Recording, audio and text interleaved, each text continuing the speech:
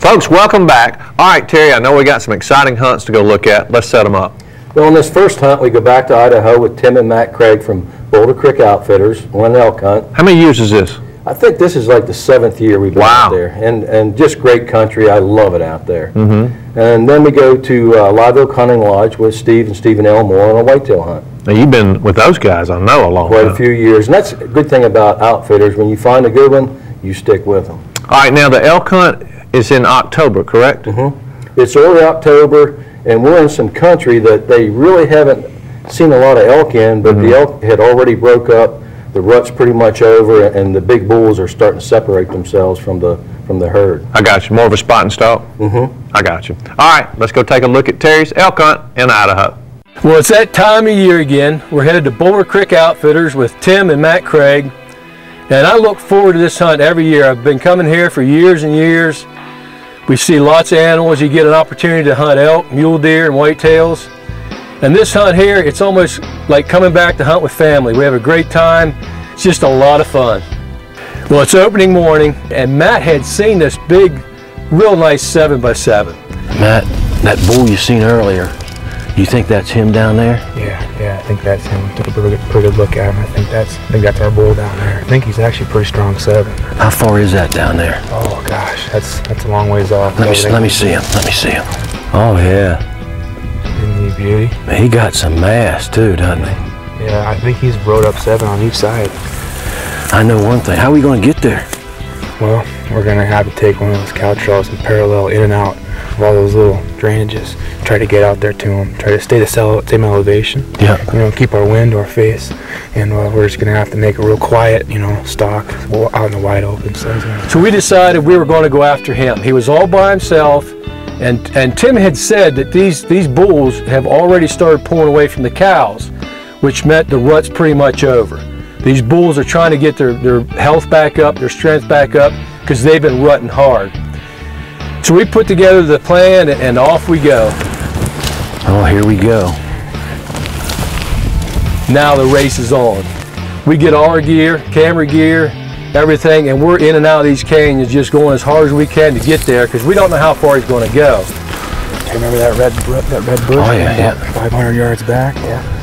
Right there's the little saddle we crossed in. Yeah, just right down over the hill. Yeah, that's where we lost sight of him, right over there. Yeah. So he's in this next drainage somewhere. We get a little around the side, and we stop, and there's a big red tree there. We knew he went in a little dip, just a little saddle there that he went right up over.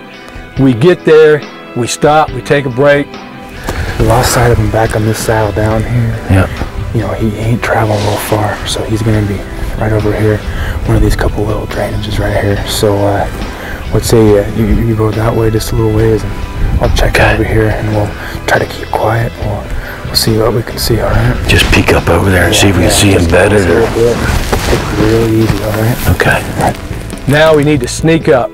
So Matt went one way, I went another way, and all we want to do is sneak up over the top a little bit and just peek down over. I got around, I used a little rock there, and I peeked up over, and all I seen was them big white antlers just turning. He was laying down behind a rock. Yeah, how far is he down over there? You see that rock right there? He's straight in front of it, but he's laying right behind a big rock. All I seen was just horns sticking up. We found him. That's good. So let's get on top of there. Let's go down here. Have to stay low because we crawled up to a rock. Now this big bull is laying down. Didn't really give me a good opportunity for a shot. Yeah, he's still right there. Down, you can see your horns sitting there. Lay down right in that little knoll right there. We're gonna have to wait a while, and because if he stands up and he takes 2 steps over that other side, I can't shoot. So we decided to camp out. We'll just have to be ready, you know. How's he look at the scope? He's got some mass, but he's in a bad spot. Yeah, he's in a good spot for himself. Lucky like that. He's laying behind that one rock on the hillside. Now, if this wind changes, we're in trouble. Yeah. Well, it should stay. You know, it's late morning right now. It should stay good most of the day. It should pull up until later on this afternoon. So we should be good for a while. Finally, he gets up. He takes 2 steps, and guess which way? The wrong way. There. He's starting to stand up, man. Get ready.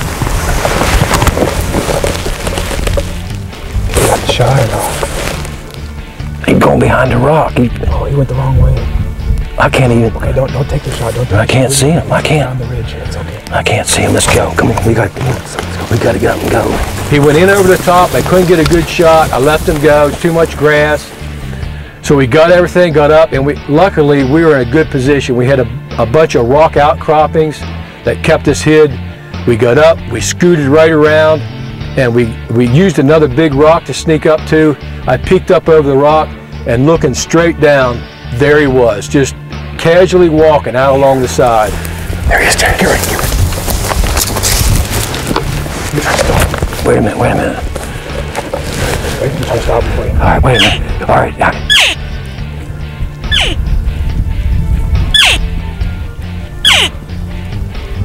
There he is, right there. Ready? Yep.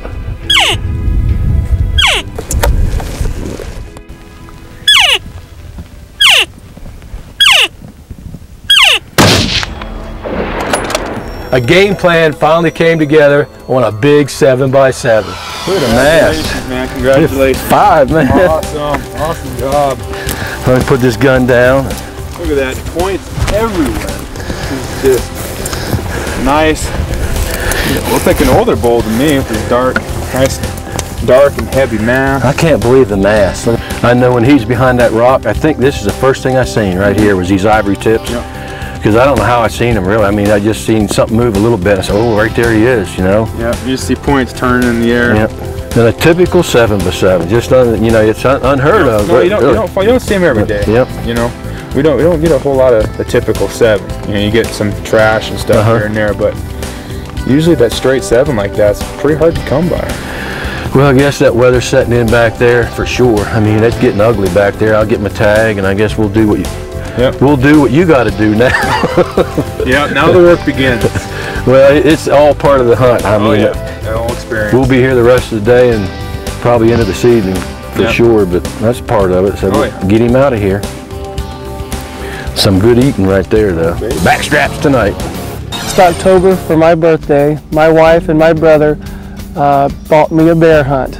This was maybe one of the most exciting gifts I've ever received. My brother, having worked for Buckmasters for many years, has been on many bear hunts and has told me all about it and what a great time we're going to have, and I could not wait to go.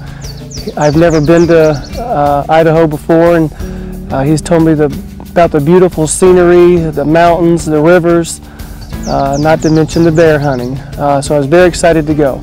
Mark informed me we were going to be with Tim Craig and Boulder Creek Outfitters, who's had a relationship with Buckmasters for 18, 19 years, and for good reason. That's because of the always successful hunts they have and the hard work they put into making all the hunters have a good hunt.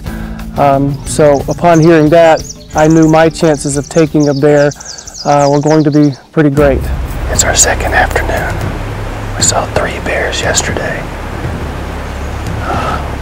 Conditions are about the same. A little gustier. We're expecting a front to come in, which is probably going to affect our bear hunting the next 2 days. The first bear yesterday was a pretty good cinnamon.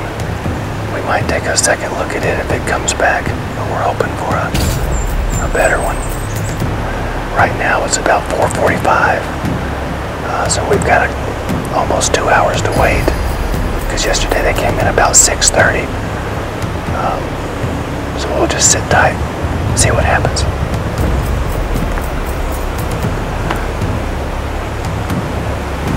Got a bear coming in, about 20 yards away.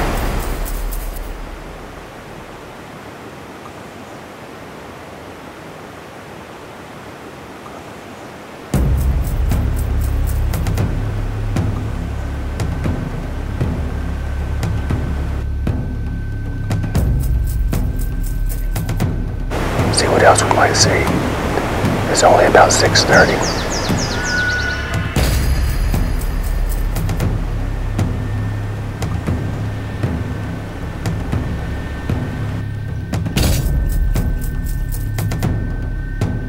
We've got a pretty good cinnamon coming down.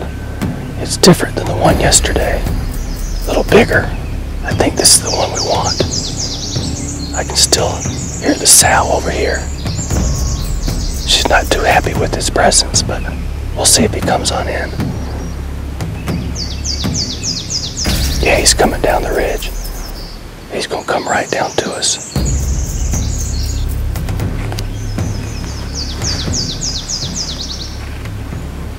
He's coming into position. Looks like he's gonna give me a shot.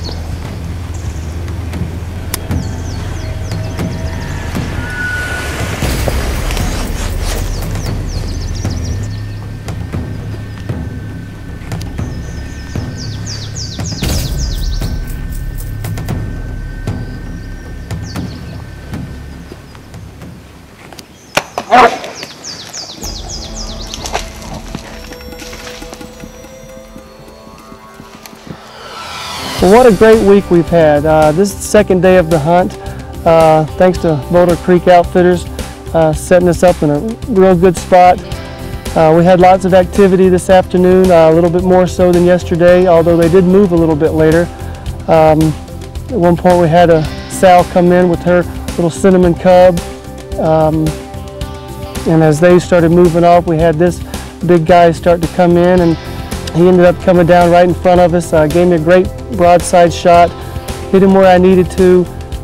He takes off, in fact falls down the hill behind us, falls into a creek. But with all the bear activity, especially that sow around us, we felt like we needed to get him out of there. Got him here and getting my first real good look at him, in fact, and I'm even more excited now than I think I was when I got the shot. But again, it's been a great week, and we just now need to load him up and get him out of here.